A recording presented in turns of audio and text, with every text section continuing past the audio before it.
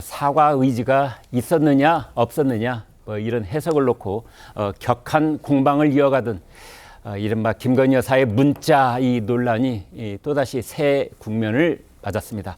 TV조선이 어제 전문을 입수하면서 과연 문자 논란에 종지부를 찍을 수 있을지 관심이 집중되고 있는데요.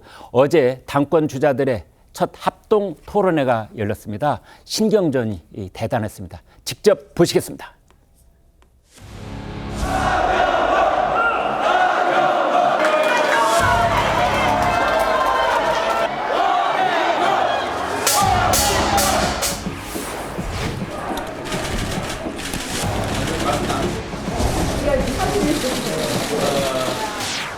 우리 지금 못난 이 모습으로 이재명의 민주당 이길 수 있겠습니까, 여러분? 그저 우리끼리 싸우고 갈라치고 줄 세우고 줄 서고 절대 안 됩니다.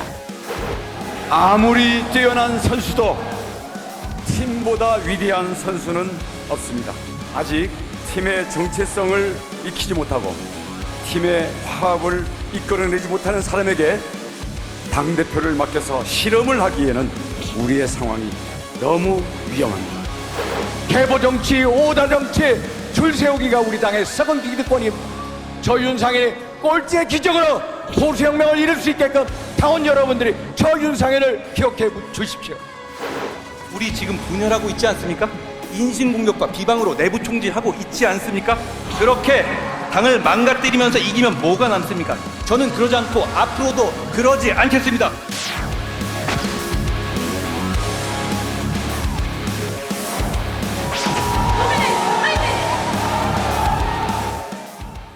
네, 방금 영상 이제 합동 토론회 장면 보셨는데요. 특히 문자 무시 논란의 당사자인 한동훈 후보를 향한 이 상대방 지지자들의 견제도 눈에 띄었습니다. 영상 보시겠습니다. 한동훈 당대표 후보자의 정견 발표 함께 들으시겠습니다.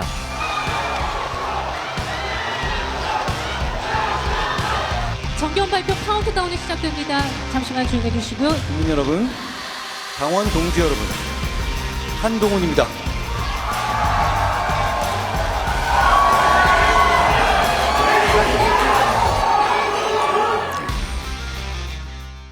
네, 배신자 소리가 나오는 가운데 이제 합동 토론회에서 발언을 마치는 모습까지 보셨는데요. 호준석 국민의힘 대변인께요. 네네. 자, 호남 당원들 앞에서 이제 저는 토론을 가졌는데 국민의힘 호남 쪽 당원들은 어떤 특별한 특징이 있습니까? 어떻게 봐야 됩니까? 호남 지지자들은 이제 저도 네. 이제 그 총선 전에 네. 그 당시 한동훈 위원장하고 같이 광주에 한번 가본 적이 있었는데요. 네. 거기서 국민의힘을 지지하는 건 사실 굉장히 어려운 일이지 않습니까? 네. 오랫동안 당을 지켜오셨고 굉장히 각별한 애정을 갖고 있는 분들이 많다. 네. 그래서 이 호남의 그 민심이 당심이 이번에도 영남 못지않게 어떤 바로미터 같은 그런 역할을 할 가능성이 높다고 생각하고요. 네. 저는 어제 이제 저 현장에는 못 갔었는데 네. 어제 비대위 회의가 있었습니다. 아, 예. 비대위원장 비롯한 비대위원들이 사전 간담회 또 했었고 그 현장에도 있었는데 하여간 분위기는 첫째 이렇게까지 가면 안 된다. 네. 이렇게까지 과열돼서는 안 된다. 추경호 원내대표는 어제 공개 회의에서 이거 자해 행위라는 표현까지 이제 썼거든요. 네. 그렇게 가서 안 된다라는 게 첫 번째였고요. 그다음에 이제 대통령실이 여기에 이제 개입되는 것처럼 느껴져서는 안 된다라는 것도 이제 그 공통적으로 지적하는 그런 얘기였고요.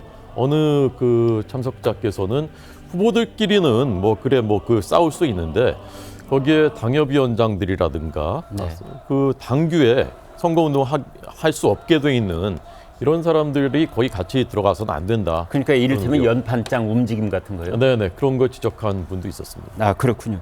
그런데 제가 오프닝에서 잠깐 얘기를 했었는데요. 이제 어떤 일이 계속 굴러가다 보면 배가 산으로 가기도 하는데 이제 이번 일의 경우에는 김건희 여사가 작년 9월인가요? 재작년 9월이 되겠군요. 그 이제 최지영 그 목사라고 하는 이한테서 이제 파우치백을 받았다. 라는 거에서 촉발이 된 건데 이제 그 일이 그해 11월쯤에 이제 보도로 알려지기 시작하고 그 다음에 이제 올해 1월 달에 이것이 가장 총선에 뜨거운 이슈가 됐을 때 사과를 해야 된다. 사과를 하면은 야당의 프레임에 말려들 위험이 있어서 그렇지 않아야 된다. 뭐 이런 의견들이 있었던 시절이 있었고 이제 그때 오 같은 문자가 이제 공개가 되고 있고 네네. 그래서 공개를 한 사람의 또 의도는 뭐냐 뭐 이런 논란이 빚어지고 있고 그걸 이제 한동훈 후보 쪽에서는 당무 개입이다 이런 비판까지 하고 있는 셈인데 이번 사안의 본질은 어디에 있는 겁니까? 뭐 저는 그 전체가 다 본질이라고 생각합니다. 전체가 다? 예. 이번에 투표하는 분들이 네. 다 판단할 만한 부분들이 하나하나 있습니다. 네. 그때 이제 그 한동훈 위원장이 정무적인 판단이 적절했느냐 아니냐도 이제 판단하실 거고요. 지난 1월에. 네. 1월에. 그리고 이것을 이제 지금 어떻게 이제 유출이 됐는지 거기에 대해서도 아마 그 당원들과 지지자들께서 그게 이제 어느 쪽이 맞는 것인지도 이제 판단하실 거고요. 그런 것들이 다 복합돼 있다고 생각하고요.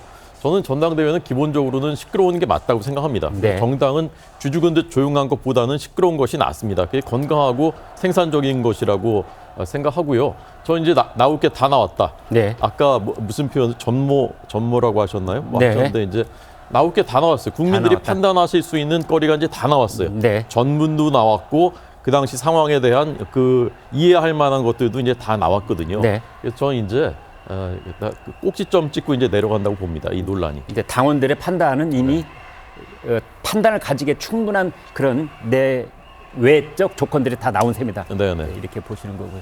자, 이런 의견이신 반면에 차재원 교수께는 또 이제 어떻게 생각하실지 아마 다른 의견이 있을 수가 있는데요. 예컨대 예. 당시에 한동훈 위원장이 그러니까 1월 중순 하순 이때 말이죠. 네. 한동훈 당시 국민의힘을 이끌고 있던 비대위원장 판단에 네.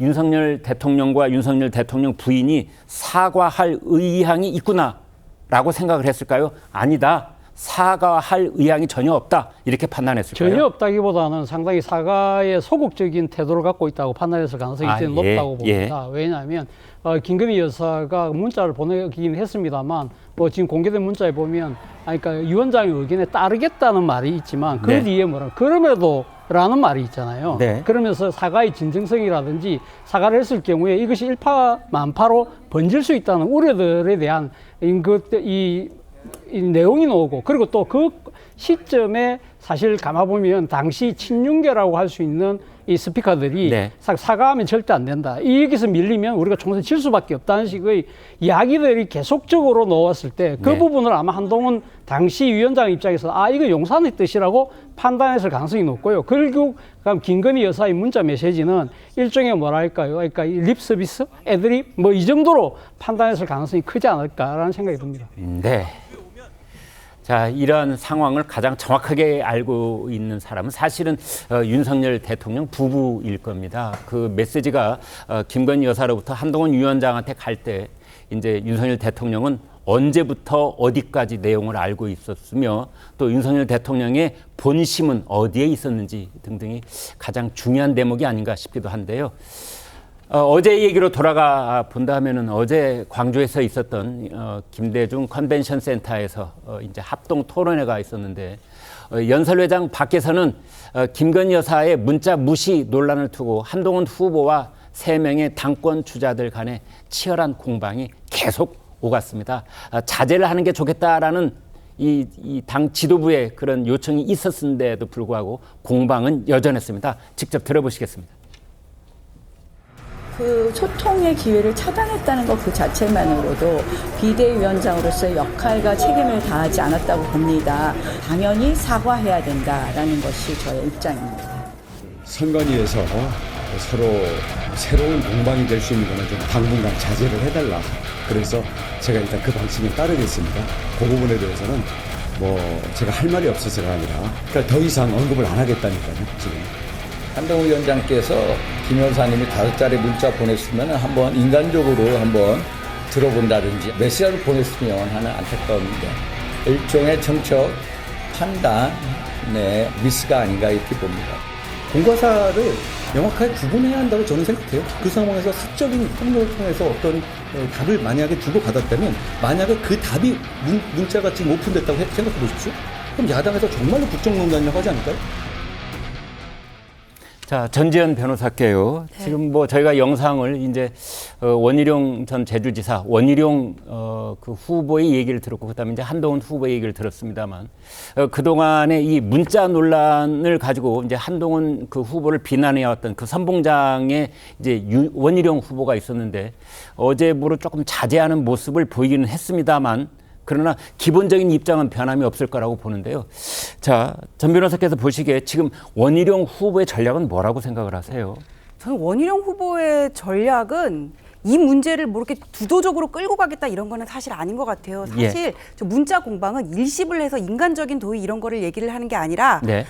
전당대회에 출마한 후보의 어떤 총선 결과에 대한 책임과 정무적인 판단의 역량을 알아야 유권자들이 표를 주는 거 아니겠습니까? 그거를 판단한 중요한 잣대가 되는 문제라고 생각을 합니다. 그러니까 그 이제 자기가 오랫동안 검찰에서 모셨던 그 선배의 부인이 보낸, 그리고 현직 대통령 부인이 보낸 문자에 대해 답장을 하지 않았다, 그 부분이 아니라 그걸 놓고 했던 정무적인 판단. 예, 정무적 판단과 어떤 그로 인한 총선 결과에 대한 책임 두 가지가 본질이라고 봐요. 네. 왜냐하면은 저거를 가지고 한동훈 캠프에서는 뭔가 그 앞에 중심이 있다, 사과가 불가능하다는 얘기를 한 게 취지이다 이렇게 얘기를 하는데 네. 제가 국어를 잘못 배운 게 아니면은 그럼에도 불구하고라는 접속사가 들어갔을 때 네. 핵심은 앞이 아니라 뒤에 있는 거거든요. 누구를 네. 막 칭찬하면서 뒤에서 욕을 하면은 그 사람을 욕하는 거예요, 나는. 네. 근데 왜 엉뚱한 말을 하시는지 이해가 안 가고, 차재원 교수님 말씀처럼 소극적으로 정말 김건희 여사가 사과에 소극적인 태도를 보였다고 하더라도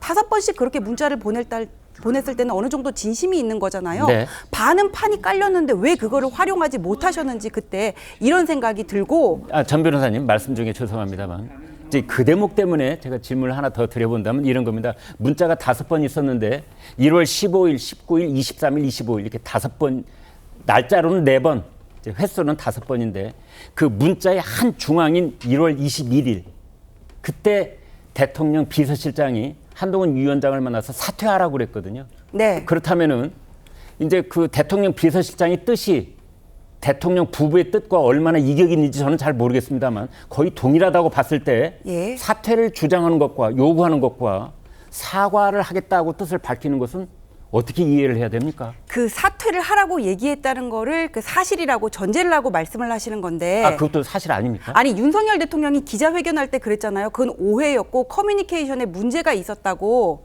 사퇴를 그래요? 요구했다는 거는 어느 일방의 주장이거든요. 당연히 네. 사퇴 요구를 받았다는 주장에서 얘기를 하는 거겠죠. 네. 근데 이걸 가지고 이거를 사퇴 요구를 했다, 이걸 그냥 당연히 전제로 얘기를 하는 것 자체가 당시에 그러니까 저는 한동훈 위원장이 1월 하순경에 기자들한테 그랬거든요. 어제 내가 사퇴 요구를 받았지만 물러나지 않겠다. 그런데 당시에 대통령실은 그것을 정면으로 반박하지는 않았었어요. 그 당시에. 아니, 근데 그게 어떤 커뮤니케이션에 미스가 있었고 했었던데 이거를 정면으로 반박을 하는 게 오히려 당무 개입을 하거나 선거에 개입하는 것 같은 인상을 줄 수 있다, 이렇게 판단할 수가 있었던 거예요. 네. 근데 사퇴 요구를 했다는 거는 대통령실에서 나온 워딩은 아니거든요. 그렇군요. 그렇기 때문에 사퇴 요구를 받았다는 사람의 일방적인 주장이라고 네. 저는 생각을 하고, 네. 그다음에 지금 한동훈 장관 쪽에서는 뭐라 그러냐면은 사적인 통로라는 얘기를 지금 계속 하시는데 네. 통로 자체는 사적인 통로일지 모르겠지만 그 문제 자체는 이미 공적인 문제거든요. 네. 여사 입장에서 당이 이미 함정 취재 기조로 가고 있는데 여기서 불쑥 나타나 사과를 한다면은 오히려 민주당에게 판을 깔아주는 판이 될 수도 있는 거고, 정무적인 판단이 급해서 조언을 구했던 걸로 저는 보여지고요. 네. 그다음에 이거를 한동훈 장관 쪽에서는 야당에서 정말로 국정농단이라고 하지 않을까요? 이렇게 얘기를 하셨는데, 그러니까 답장을 만약 한다면 국정농단이 되는 것이다. 답장을 하는 순간부터. 그러니까 국정농단의 발단을 여사 쪽에서 제공했다는 얘기인데요. 아니, 답장을 하는 순간 그렇게 된다고 얘기를 했는데 말씀 이어주시죠. 예. 근데 국정농단을 수사하셨던 분이 저렇게 말씀하시면 안 된다고 생각을 하는 게, 네. 국정농단이라는 건 비선이 개입해서 권한을 행사를 하는 거잖아요. 어떤 그 핵심 문제에서 지금 쟁점이 된 사안에서 당사자가 된 사람이 사과를 하겠다고 얘기를 하는 게 왜 국정농단입니까? 그러면 당시에 이거를 이용하고 상의를 해요. 장해찬하고 상의를 해요, 여사가. 오랜 동안 가족처럼 지내왔던 한동훈 위원장한테 얘기할 수 있는 거잖아요. 네. 그리고 본인 때문에 대통령과 비대위원장의 사이가 안 좋아졌다면은 네. 거기서 중재자의 역할을 하면서 내가 사과하겠다고 얘기를 한다면은 그거는 진심으로 받아들이고 그거를 가지고 어떤 자기가 어떤 사과의 판을 깐 거라 할 수 있었는데, 거기서 그냥 딱 단절해 버린 거는 한동훈 위원장의 정책적인 판단 미스가 될 수 있다고 생각합니다. 그러면 이제 중립적인 입장에서 추가적으로 질문을 하나 더 드려본다면, 당시에 사실은 한동훈 위원장은 자신 뜻을 여러 차례 밝힌 셈이에요. 왜냐하면 이제 국민의 눈높이, 그다음에 국민이 걱정하실 부분. 그러니까 매우 완화된 표현을 쓰긴 했지만 아무튼 어떤 형식으로든 대통령 부인이 사과를 해야 된다는 뜻을 공개적으로 기자들 앞에서 밝혀온 셈이거든요. 네. 자, 그런데 응답이 없었다라고 말하는 건 좀 너무 나간 거 아닌가요? 아니 근데 한동훈 위원장이 그 처음에 이 보도가 터졌을 때 공식적으로 사과 요구를 했다고 얘기를 하셨어요. 그래서 네. 당시의 기사를 제가 찾아봤거든요. 근데 사과 요구를 직접적으로 한 건 아니고 눈높이라고 완화해서 표현을 했고 네. 사과 요구라고 한 매체를 국민의힘에서 당시 정정보도 청구로 걸었더라고요. 네. 근데 거기에 대해서 나중에 이제 기자들이 한동훈 위원장한테 그럼 사과 요구를 하는 거냐 안 하는 거냐 이렇게 물었더니 당에서 정정보도 청구한 거고 나는 몰랐다 이렇게 한 기사를 제가 발견을 했거든요. 네. 그러면 본인도 그때 사과 요구를 하는 건지 안 하는 건지 뜨뜻미지근한 행태를 취했다는 거잖아요. 알겠습니다. 그 부분은 조금 네. 사실관계에 해당하는 부분이니까 네. 조금 보충 설명을 드리자면 한동훈 위원장이 이제 언론에 대고 이건 네. 사과해야 된다, 사과 요구를 한 것은 아니고요. 네. 당시 한동훈 위원장의 설명은 대통령실 고위 간부들과 네. 사과를 하셔야 된다라는 그 의견을 전달했고 네. 대통령실에서는 그 당시에 이제 거기에 부정적인 입장이었다. 네. 그런 논의들이 이제 공식적인 창구에서 오가고 있었다라는 게 한동훈 위원장 측의 설명인 거죠. 그렇군요.